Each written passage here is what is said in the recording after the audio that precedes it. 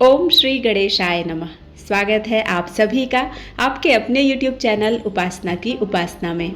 आज की वीडियो में आप सुनेंगे अधिक मास की संकष्टी चतुर्थी व्रत की कथा और उसका महत्व क्या है। संकष्टी चतुर्थी की पूजा विधि, चंद्रोदय के समय और शुभ मुहूर्त से संबंधित वीडियो अपलोड की जा चुकी है। कृपया आप उसे भी एक बार जरूर देखिएगा। अधिक मास की संकष्टी चतुर्थी तिथि को विघ्न विनाशक गणेश्वर नाम से गणेश जी की पूजा करना चाहिए। इससे समस्त सिद्धियां प्राप्त होती हैं और नित्य ही शांति, पुष्टि, सुख, संतान और धन की वृद्धि होती है। इसके प्रभाव से विद्यार्थी को विद्या प्राप्त होती है, धनार्थी को धन की प्राप्ति होती है, कुमारी कन्याओं को सुशील वर की प्राप्ति होती है और वह सौभाग्यवती रहकर दीर्घ काल तक पति का सुख भोग करती हैं। विधवा द्वारा व्रत करने पर अगले जन्म में वह सधवा होती है और ऐश्वर्यशालिनी बनकर पुत्र पौत्रादि का सुख भोगती हुई अंत में मोक्ष प्राप्त करती है। पुत्र की कामना करने वालों को पुत्र प्राप्त होते हैं, रोगी का रोग निवारण होता है, भयभीत व्यक्ति भय रहित होता है और बंधन में पड़ा हुआ मुक्त हो जाता है संपूर्ण बंधनों से। यह सर्व कामना सिद्धिदायक व्रत है। अधिक मास हर तीसरे साल आता है और हर तीसरे साल ही हमें यह अधिक मास की संकष्टी चतुर्थी, विभुवन संकष्टी चतुर्थी व्रत करने का सौभाग्य प्राप्त होता है।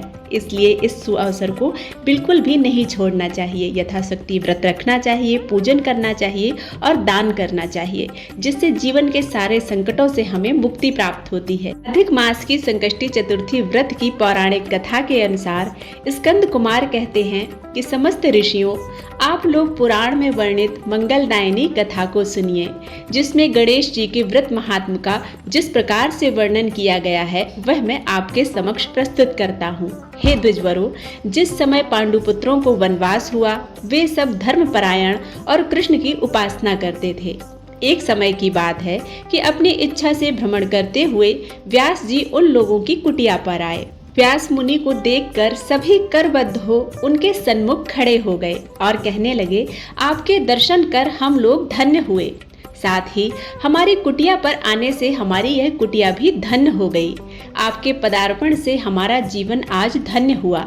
आज हम लोगों का सब कुछ सफल हुआ, क्योंकि आपका दर्शन संपूर्ण कष्टों का निवारक है। आपने मेरी कुटिया में पदार्पण किया है, इसलिए हम लोग आपका स्वागत करते हैं।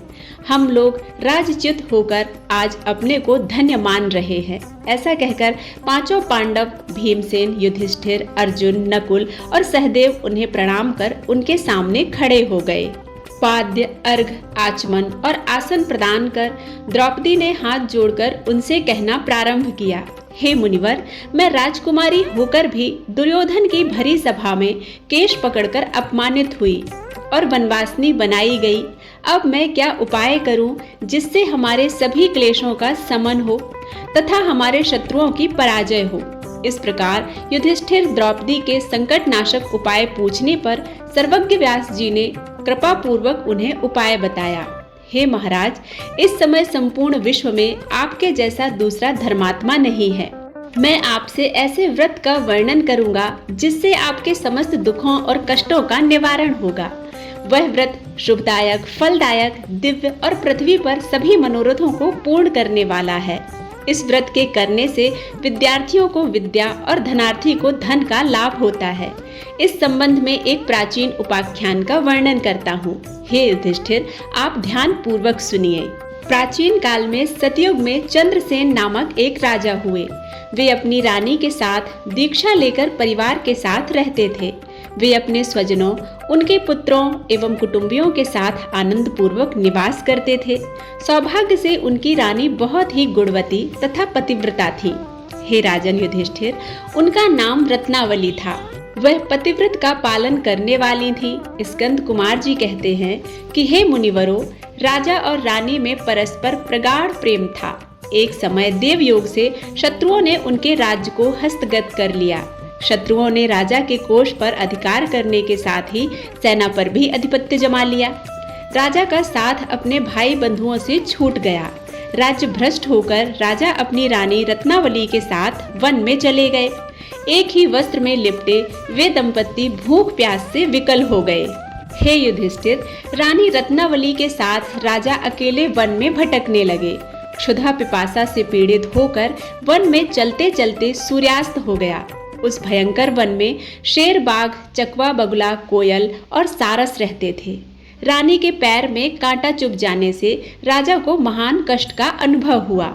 उस वन में घूमते हुए राजा ने प्रातःकाल महर्षि मार्कंडेय को दूर से ही देखा। धीरे धीरे चलकर वे दोनों वहां तक पहुंचे और दंडवत किया। उनकी पत्नी ने श्री मुनि को बारंबार प्रणाम किया। वन में विराजमान तपस्वी एवं जितेंद्रिय मुनि मार्कंडेय जी से हाथ जोड़कर राजा ने कहा। राजा ने पूछा, हे पूज्यवर, मैंने पूर्व जन्म में ऐसा कौन सा पाप किया था जिससे मेरी राज्यलक्ष्मी शत्रुओं द्वारा छीन ली गई? मार्कंडेय मुनि ने उत्तर दिया कि हे राजन, आप अपने पूर्व जन्म के वृत्तांत को सुनिए। मैं आपको बतला रहा हूँ। एक बार आखेट के लिए आप गहन वन में चले गए। हिरण, चीते और खरगोश का शिकार करते करते उस वन में रात हो गई और अधिक मास की चतुर्थी आ गई। उस वन में आपने एक सुंदर सरोवर देखा और उसके किनारे लाल रंग की साड़ी पहने हुए नाग कन्याओं को देखा। वे सब गणेश जी की पूजा कर रही थीं। यह देखकर आपको बड़ा आश्चर्य हुआ। आपने वहां पहुंचकर बड़ी नम्रता पूर्वक पूछा कि हे स्वर्गगामिनी देवियों, गणेश जी की पूजा कैसे करनी चाहिए, मुझे भी बतलाइए। हे देवियों, इसका प्रभाव बतलाइए, क्योंकि मैं भी पूजन करना चाहता हूँ।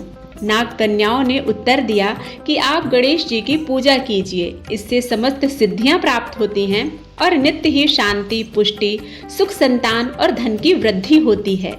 राजा ने पूछा कि हे महिलाओं, गणेश जी की पूजा किस महीने में और किस तिथि को करनी चाहिए? इसमें किस वस्तु का दान देना चाहिए? इस पूजन की क्या विधि है, आप मुझसे कहिए। नाग कन्याओं ने उत्तर दिया कि हे राजाधिराज, अधिक मास के कृष्ण पक्ष की चतुर्थी को चंद्रोदय होने पर विधि सहित विघ्न विनाशक गणेश जी की पूजा करनी चाहिए। अपने सामर्थ्य के अनुसार भक्ति भाव से पूजन करें। गणेश जी को पंचामृत से नहलाकर लाल पुष्प चढ़ाएं। गंध, धूप, पुष्प, दीप, नैवेद्य, दूब, 2 वस्त्र सुगंधित द्रव्य चढ़ाएं। घी, चीनी से बने हुए 15 लड्डू भोग के लिए बनाएं। उसमें से 5 लड्डू गणेश जी को अर्पित करें और 5 ब्राह्मणों को दान में दें। कुमारी कन्याओं को पहले देकर बाद में स्वयं भोजन ग्रहण करें। गणेश जी की प्रसन्नता के निमित्त समस्त सामग्री गणेश जी को अर्पित करें। तत्पश्चात पुराणोक्त कथा को सुनें। ऐसा करने से मनुष्य की सभी मनोकामनाएं पूर्ण होती हैं और समस्त सिद्धियां प्राप्त होती हैं। गणेश जी के पूजन की यही विधि है। नाग कन्याओं की बातें सुनकर राजा ने उन्हें बारंबार नमस्कार किया। इस प्रकार राजा ने वहां गणेश जी के व्रत का मन में संकल्प करके सरोवर के तट पर जाकर गणेश जी का ध्यान किया और वहां से चले गए। इसके प्रभाव से गणेश जी आप पर प्रसन्न हो गए और आपको पुत्र, स्त्री, धन, धान आदि से परिपूर्ण कर दिया। आपके महल में रत्नों के हार, स्वर्ण, गौ, हाथी और घोड़ों का अभाव न रहा। परंतु कुछ दिनों के बाद आप धन गर्वित होकर व्रत करना भूल गए। इसके अनंतर आप उस जन्म में मृत्यु को प्राप्त हुए। हे राजन, उस जन्म में जो पूजन किया था उसके प्रभाव से आपका जन्म राजवंश में हुआ और सहृदय की मित्रता, सुंदर नारी का समागम और सुंदर शरीर की प्राप्ति होने से धन मद में आकर आपने व्रत करना छोड़ दिया, जिसके कारण आपकी ऐसी दुर्गति हुई है।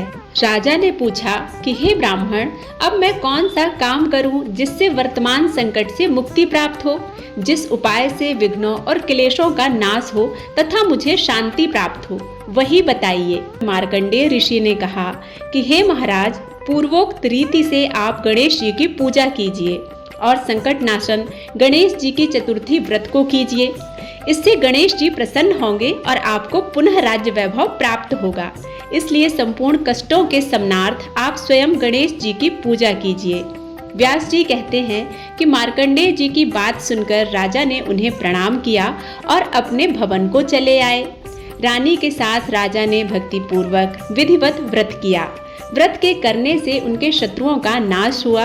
उन्होंने अपना खोया हुआ राज्य पुनः प्राप्त किया। गणेश जी की पूजा करने से सभी वस्तुएं सुलभ प्राप्त हो जाती हैं और सभी कार्यों में सफलता मिलती है। स्कंद कुमार जी कहते हैं कि व्यास जी के वचन सुनकर महाराज युधिष्ठिर ने हाथ जोड़कर उनसे फिर पूछा, युधिष्ठिर ने कहा कि हे कष्टों को दूर करने वाले महर्षि, इस चतुर्थी के व्रत की विधि बताइए। किस नाम से, किस मास में, किस प्रकार गणेश जी की पूजा करनी चाहिए। तब इस व्रत में किस चीज का आहार ग्रहण करना चाहिए। तब व्यास जी ने कहा कि हे राजन, अधिक मास में चतुर्थी को गणेश्वर के नाम से पूजा करनी चाहिए। लाल कनेर के पुष्प चढ़ाकर लड्डू आदि का भोग लगाना चाहिए। लाल चंदन, रोली अक्षत और दूब को एक एक नाम से अलग अलग चढ़ाना चाहिए। तत्पश्चात विश्वप्रियाय नमः कहकर आचमन करें, ब्रह्मचारिणे नमः कहकर स्नान कराएं, गणेश्वराय नमः कहकर वस्त्र अर्पित करें, पुष्टिदाय नमः कहकर चंदन अर्पित करें, विनायकाय नमः से पुष्प अर्पित करें, उमासुताय नमः से धूप अर्पित करें, रुद्रप्रियाय नमः से दीप अर्पित करें, विघ्न विनाशने नमः से नैवेद्य अर्पित करें, फलदात्रे नमः से तांबूल अर्पित करें, संकट नाशने नमः से फल चढ़ाएं। इसके बाद विघ्न विनायक गणेश जी की प्रार्थना करें। हे सुंदर मुख वाले गणेश जी, मैं भव बाधा से ग्रस्त, भय से पीड़ित और क्लेशों से संतप्त हूँ। आप मुझ पर प्रसन्न होइए। हे दुख दारिद्र के नाशक गणनायक जी, आप मेरी रक्षा करें। हे विघ्न विनाशक गणेश जी, समस्त विघ्नों को दूर करने वाले गणपति गजानन, आपको मेरा बारंबार प्रणाम है। फिर मंत्रों के द्वारा पुष्पांजलि देकर चंद्रमा को अर्घ देना चाहिए। हे क्षीर सागर संभूत, हे द्विजराज, हे षोडश कलाओं के अधिपति, शंख में सफेद फूल, चंदन, जल, अक्षत और दक्षिणा लेकर हे रोहिणी सहित चंद्रमा, आप मेरे अर्घ को स्वीकार करें। मैं आपको प्रणाम करती हूँ। तदंतर ब्राह्मण को भोजन कराएं, लड्डू और दक्षिणा दें। देवता और ब्राह्मण से बचे अन्न द्वारा स्वयं आहार ग्रहण करें। रात्रि में भूमि पर शयन करें। लालच विहीन होकर क्रोध से दूर रहें। हर महीने गणेश जी की प्रसन्नता के निमित्त व्रत करें। व्यास जी कहते हैं कि हे राजन, इस प्रकार आप भी व्रत कीजिए। इस संकट नाशक चतुर्थी व्रत करने से आप गणेश जी की कृपा से अपने राज्य को पुनः हस्तगत कर लेंगे। जो मनुष्य भक्ति भाव से इस मंगलदायिनी पौराणिक कथा को सुनते हैं या पढ़ते हैं, उन्हें परम सिद्धि, सुख, लोकोत्तर वैभव की प्राप्ति होती है। हे महाराज, राजाधिराज, आपके प्रश्न के अनुसार मैंने संपूर्ण मनोरथों को पूर्ण करने वाले इस संकट नाशक गणेश चतुर्थी का विवरण सुनाया। संपूर्ण मनोरथों को पूर्ण करने वाले इस संकट नाशक गणेश चतुर्थी का विवरण सुनकर राजा युधिष्ठिर ने इस व्रत को किया। इसके प्रभाव से उन्होंने संपूर्ण शत्रुओं को रणभूमि में परास्त करके भारतवर्ष का राज्य अपने अधीन किया। अधिक मास संकष्टी चतुर्थी व्रत की कथा समाप्त होती है। बोलो गणपति गजानन भगवान की जय, भोलेनाथ माँ पार्वती की जय, चौथ माता की जय। उम्मीद है यह कथा आप सभी को पसंद आई होगी। यदि पसंद आती है तो प्लीज़ लाइक ज़रूर कीजिएगा। चैनल पर पहली बार आए हैं तो इसे सब्सक्राइब करना बिल्कुल मत भूलिएगा। बेल बटन प्रेस कीजिए ताकि नए वीडियोस आप तक पहुंच सकें। मिलती हूँ एक नई कथा के साथ। तब तक के लिए ओम श्री गणेशाय नमः।